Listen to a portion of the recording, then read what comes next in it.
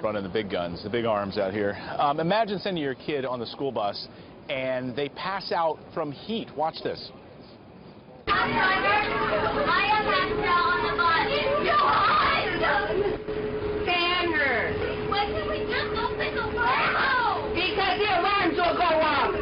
Frightening. Students forced to ride home on a sweltering school bus in Washington State last week.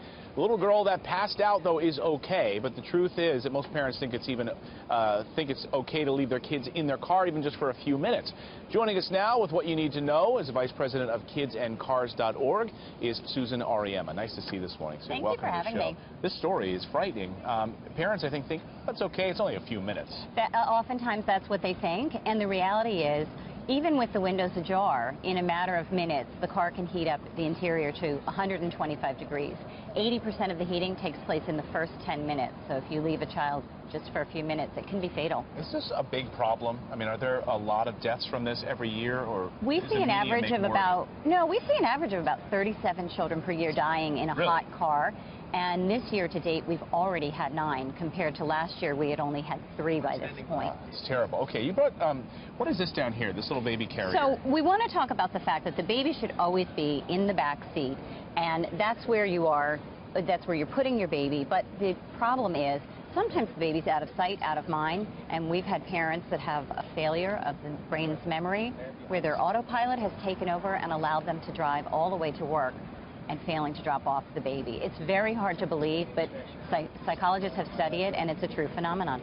Okay, so we have some tips to make sure, like if you're walking by a car, you see a baby in the car, no one's around, it's a hot day, what should you do? Exactly. Well, we always encourage parents, or passersby rather, that the first thing you want to do is call 911. You want to have emergency personnel on the scene. But if you feel the baby's in distress, they're lethargic, unresponsive, very red and sweaty, then you may want to take matters into your own hand. So we have a tool that I'm going to demonstrate for you. And there's a new law. Several states have passed laws that cover a passerby, protect them from any legal ramifications if they do break a window, to free a child. And there are a few states that are proposing laws, including New York State, that will allow a passerby to take action. All right, how do we do this? So we want to take our precautions. We want to cover our eyes. If you don't have safety goggles like you and I do, a pair of sunglasses works just as well. Yeah, not everyone has these in their back pocket. I just happen to have these today. Just in case. But if you do, put them on for today's event. If you don't have gloves, you could take a T-shirt or another article of clothing and wrap your hand to protect your hand. Okay. And we're going to be using a tool called the resqme tool. It's a spring-loaded punch tool. It fits on your keychain. It can be used if you're trapped inside your vehicle. It also has a seatbelt cutter. And it can be used if you're passing by and see a child or even a pet who's in distress in the vehicle. All right, so here's a car. Let's fire it up. So we want to make sure that you go closer to one of the corners of the window, because that's a weaker place on the window. Okay. And anyone can do this. You don't need to be a big, strong guy.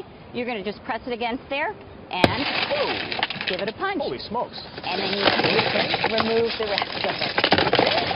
And you always want to do this in the window that is farthest away from the baby, so that no glass gets onto your child. Wow, that's amazing. So what is that called again? So this is called the resqme tool. resqme. On our website, kidsandcars.org, if you make a donation, you win one of these. Wow, awesome. Sue, great to see you this morning. Great tip. Thanks for having me. Guys.